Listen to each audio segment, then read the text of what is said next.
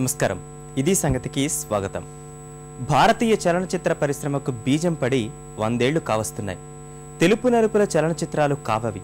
ఇప్పుడు మనం చూస్తున్న డాల్బీ డిజిటల్ సరౌండ్ సిస్టమ్స్లో స్కోప్ తెరపై అద్భుతమైన గ్రాఫిక్స్ మధ్య రంగుల్లో మెరిసిపోతున్న వెలుగు జిలుగుల వెండితెరకు రంగుల దారి వేశాయి.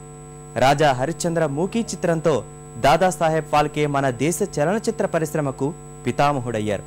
తర్వాత ఇరానీ, శాంతారాం, రఘుపతి వెంకయ్యనాయుడు, హెచ్ఎం రెడ్డి, ఎల్వి ప్రసాద్ లాంటి ఉద్దండులు సాంకేతిక పరిజ్ఞానాన్ని ఆకళింపు చేసుకుని కదిలే చిత్రాలతో ఆడుకున్నారు.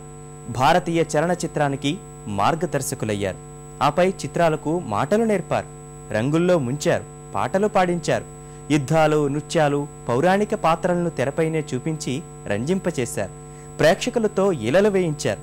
నేటి చలనచిత్ర కళాకారులకు పెదబాల శిక్ష లాంటి ఆనాటి ఉద్దండులు దిశానిర్దేశం చేసిన ఆ నలుపు తెలుపు చిత్రాల కథలు, పరిస్థితులు ఇప్పుడు చూద్దాం.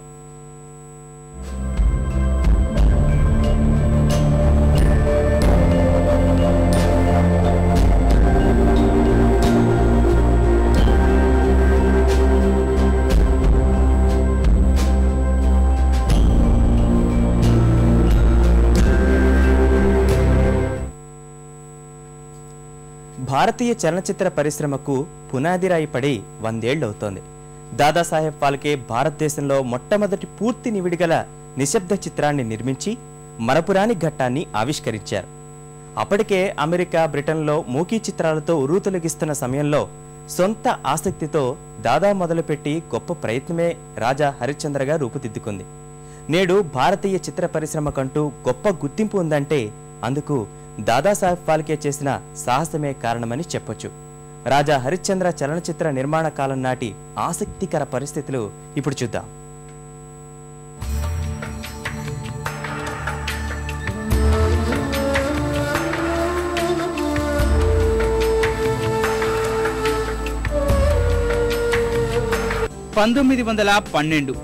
సరిగ్గా 100 ఏళ్ల క్రితం దాదాపుగా ఇదే సమయానికి దాదాసాహెబ్ ఫాల్కే మదిలో పుట్టిన ఆలోచన భారతదేశంలో తొలి పూర్తి నిడివి చలనచిత్రానికి అంకురార్పణ చేసింది.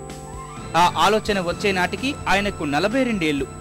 ఫాల్కే అసలు పేరు ధూంధీరాజ్ గోవింద్ ఫాల్కే, మహారాష్ట్రలోని నాసిక్ వాసి. చలనచిత్రం ఆలోచన రాకముందు ఆయన వృత్తి జీవితం అంతా సృజనాత్మక విభాగాల్లోనే గడిచింది. అంతకుముందు ముంబైలో విద్యాభ్యాసం పూర్తయ్యాక ఫోటోగ్రాఫర్గా జీవితం ప్రారంభించారు. మొదటి భార్య, బిడ్డ ప్లేగు వ్యాధి బారిన పడి మరణించాక ఛాయాగ్రాహక వృత్తి వదిలేశారు. కొన్నాళ్లు భారతీయ పురాతత్వ శాఖలోనూ పనిచేశారు. అవేవీ సంతృప్తినివ్వక స్నేహితులతో చిత్రలేఖనం, చిత్రాల అమ్మకం వ్యాపారం మొదలుపెట్టారు.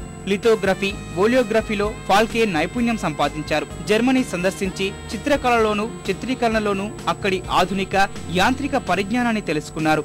ఈ నైపుణ్యాలే ఆ తర్వాత ఆయన చలనచిత్రాలకు ఎంతో ఉపకరించాయి. వ్యాపారంలో స్నేహితుల మధ్య విభేదాలొచ్చాయి. ఆ తర్వాత ఏదైనా కొత్తగా చేయాలని నిర్ణయించుకున్నారు ఫాల్కే. ఆ సమయంలో 1910లో విడుదలై సంచలనం సృష్టించిన మూకీ సినిమా లైఫ్ ఆఫ్ క్రిస్ట్ చలనచిత్రాన్ని ఫాల్కే చూశారు. తెర మీద జీసస్ ను చూసిన ఫాల్కే మన భారతీయ పురాణ పురుషులను ఇలా తెరపై చూపిస్తే బాగుంటుంది అన్న ఆలోచనకు వచ్చారు.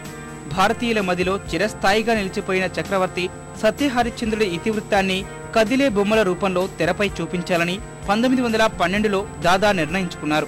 అంతకుముందే రామచంద్ర గోపాల్ టోర్నీ అనే వ్యక్తి పుండలిక్ అనే స్టేజ్ డ్రామాని యథాతథంగా కెమెరాతో చిత్రీకరించి ప్రదర్శించారు. ఆ చిత్రం బ్రిటిష్ వారి సహకారంతో టోర్నీ నిర్మించారు. అలా కాకుండా పూర్తి నిడివితో ఇండోర్లోనూ అవుట్డోర్లోనూ చలనచిత్రాన్ని నిర్మించేందుకు సాహెబ్ రంగం సిద్ధం చేసుకున్నారు. అప్పు చేసి ఇంగ్లాండ్ వెళ్లి సినిమా నిర్మాణానికి సంబంధించిన విభాగాల్లో కొంత శిక్షణ పొంది ఒక Williamson camera, processing and printing machine, film perforator, film కొనుకొచ్చారు. భార్య సరస్వతి నగలు కుదువ పెట్టి చలనచిత్ర నిర్మాణానికి డబ్బు సమకూర్చుకున్నారు. అలా భారతీయ చలనచిత్ర చరిత్రలో తొలి పూర్తి నిడివి చిత్రానికి క్లాప్ పడింది.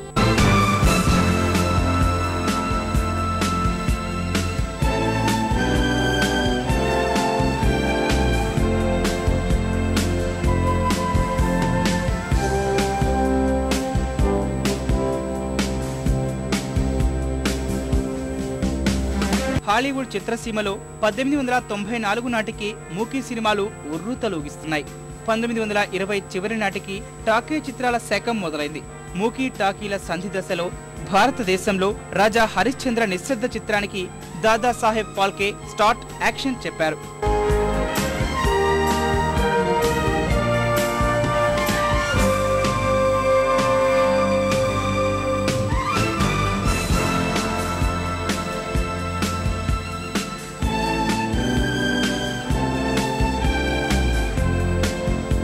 దాదాసాహెబ్ తన చిత్రంలో మహిళల పాత్రలకు మహిళలనే తీసుకుందామనుకున్నారు. ఎంత వెదిగినా ఒక్క మహిళ కూడా చలనచిత్రంలో నటించేందుకు అంగీకరించలేదు. ఇక అన్నా సాలుంకే అనే వంటవాడిని తారామతి పాత్ర చేసేందుకు ఒప్పించారు. టైటిల్స్ లో మాత్రం తారామతి పాత్రధారి పేరు మిస్ సావరిగా చూపించారు. మగవారితోనే మొత్తం చలనచిత్రం నడిపించాల్సి వచ్చింది.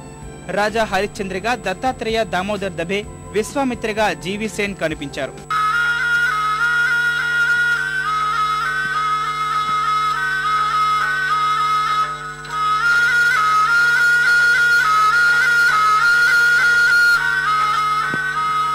పాత్రల వేషభాషల్లోనూ వారి దుస్తులు, ఇతర అలంకరణల్లోనూ దాదాసాహెబ్ పూర్తిగా రాజా రవివర్మ చిత్రాల శైలిని అనుకరించారు. ఛాయాగ్రాహకునిగా త్రయంబక్ బి తిలాంగ్ మెలకువలు ప్రదర్శించారు. నిర్మాత, దర్శకత్వంతో పాటు కథనం అందించడంలోనూ దాదాసాహెబ్ అన్ని తానే